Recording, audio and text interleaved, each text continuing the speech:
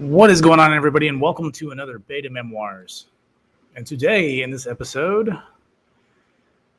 we finally shit the bed. Nonetheless, Spy Powell was on today. I guess that's the biggest story today as Powell had an appearance at some university, I believe, or was talking about education and finance. So he made an appearance today. He said some things that I think some people may have not wanted to hear. Being said, I talked about this yesterday.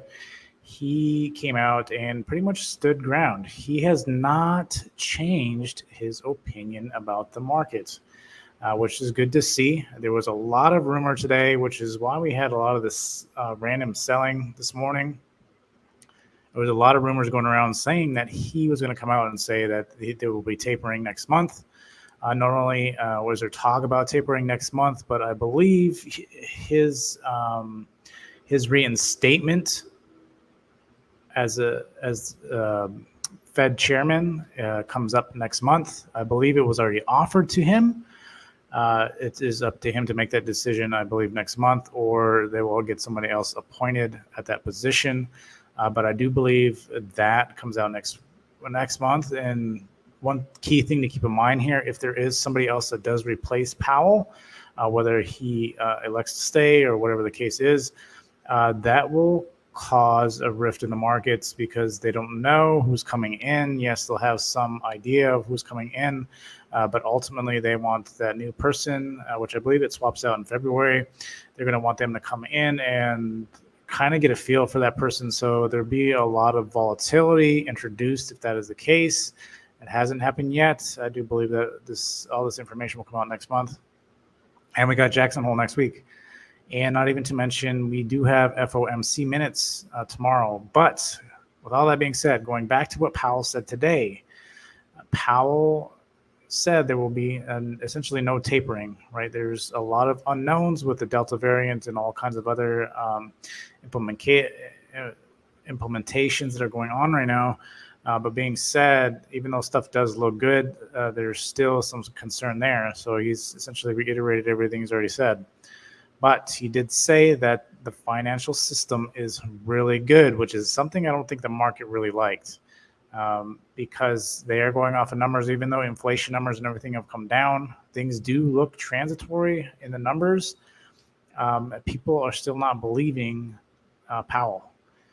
Being said, we have FOMC minutes. I think from what Powell said today, people want validation, and that's what it is. And people aren't believing just his word, even though he's reiterated it multiple times. Numbers are showing that it is more transitory than anything else. Looking at deflationary inflation as opposed to inflation. So there's a lot of unknowns. You can swing either way. I mean, believe what it is. But ultimately, we have to see how the market's going to take it. It doesn't matter what your opinion is because it's what the market's opinion is going to be. Being said, from this point, FOMC. So I think tomorrow FOMC comes out at 2 o'clock Eastern Standard Time. They're just notes. Powell does not come on. They're just released at 2 o'clock. From that point, you'll see some kind of volatility in the markets. I wouldn't be surprised if we gap down after what Powell said today. And we did have a little bit of selling today. If we gap down and hold or stall tomorrow until we get those meeting minutes, I think could be a possibility. There's still always data that comes out each and every week. A lot of times it's a lot of the same data. So being said, and let me double check on the data tomorrow. Yeah, we got building permits, housing starts, and then FOMC minutes. So there's always data. There's always the introduction of Fed could come on and say something that might throw the market off, introduce a little bit more volatility. The Afghan stuff is going on. It's not really, I don't think it's really taking that much of an effect on the market just yet. It's not saying it can't. I think it could escalate to a point where it might introduce a little bit of volatility. As long as it's not messing with supply and demand, I think it should be okay at this point. But still always something to keep in the back of your mind. Nonetheless, SPY, I'm not going to lie, a lot of lot of charts look really bad. SPY did bounce off the 20. The key thing is to see where we open up tomorrow. Are we going to stay above this 440 mark, or essentially 441? We need to be above 441 tomorrow for us to be bullish still. If not, we break below that, and then I think we're going to drop to 433. From that point, we will get a nice bounce to retest the 440, possibly sell more from there, possibly pop back up. This market is very strong. As you can see on the daily, stuff just wicks.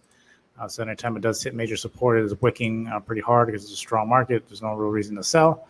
If there is inflation, people are going to flock towards stocks, real estate, any asset classes that can hold value that is not the dollar.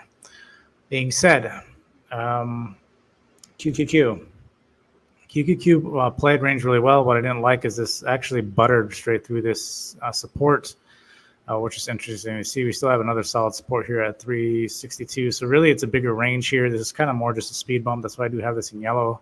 It's been more just a kind of a speed bump. So I wouldn't be surprised if we're back down here at 361 tomorrow.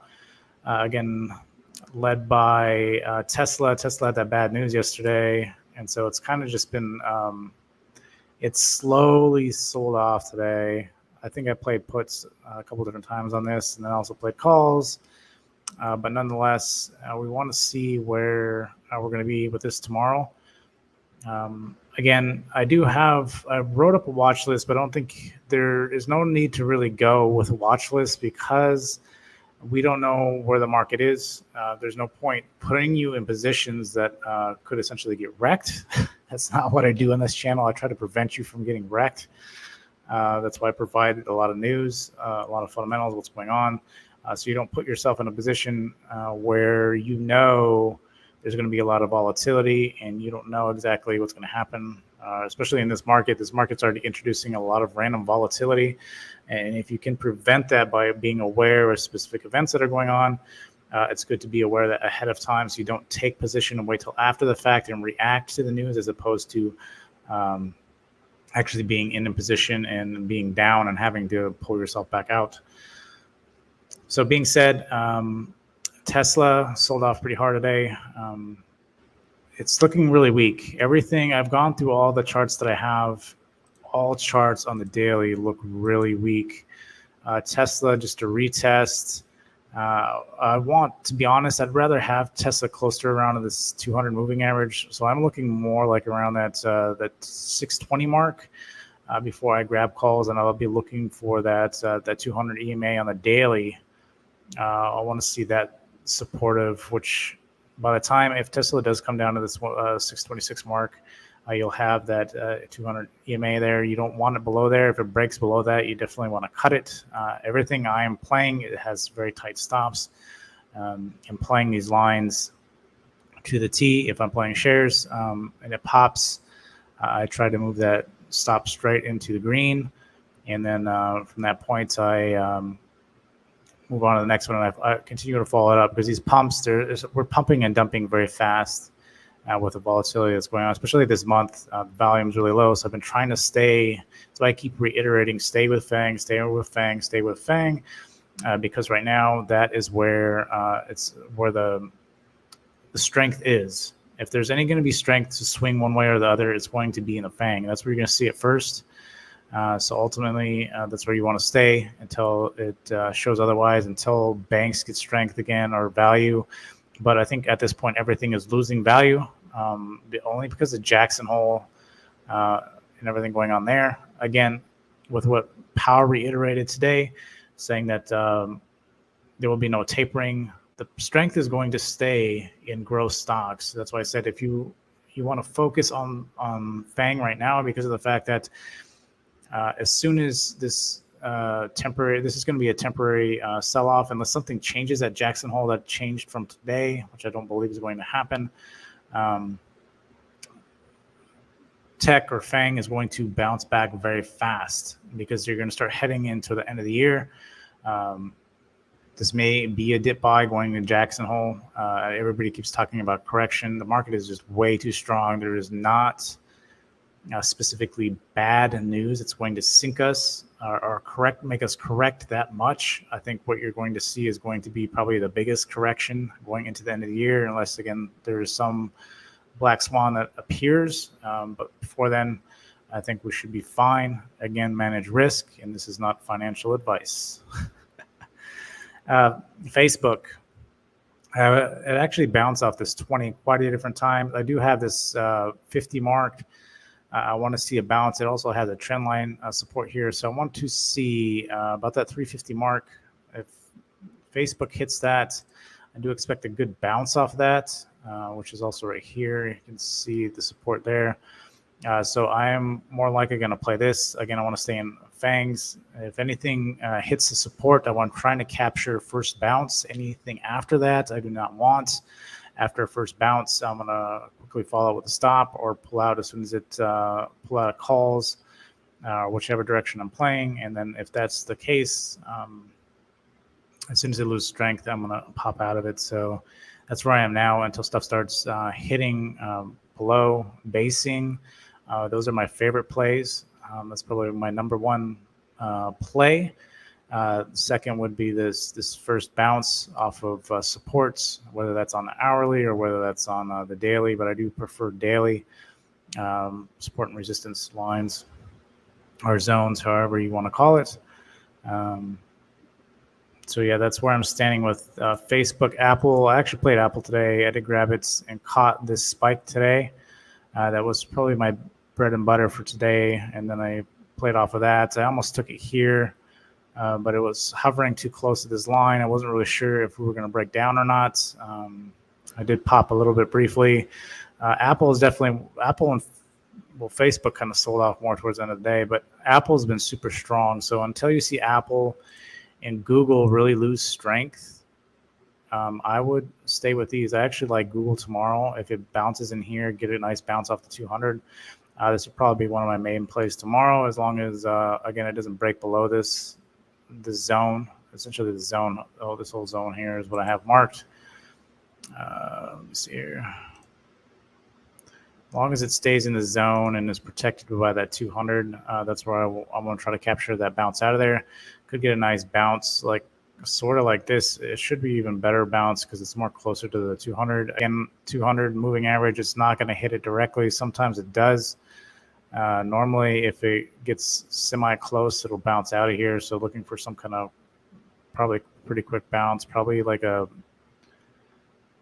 more 2705 is probably what I'm looking at, or 06.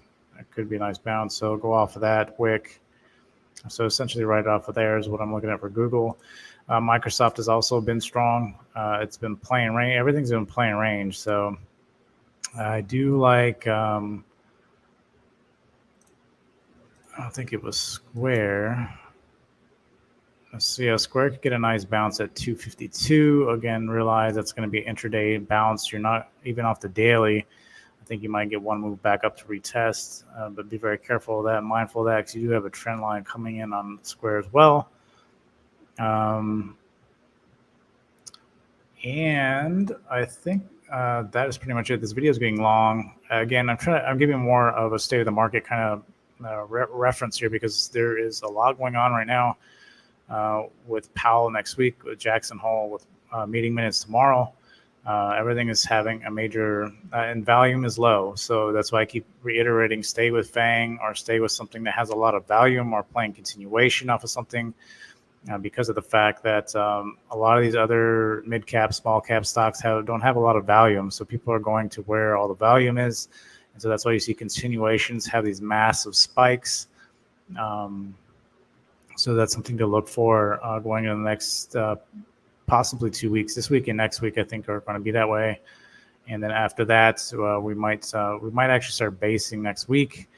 And then depending on how much we sell. If we sell pretty hard going into next week, which it's hard to sell, then I could see us start positioning again going into the holiday season and see where we go from there. But remember to hit the like button if you've made it this far, and subscribe if you haven't already done so. Till next time, I'll see you guys later.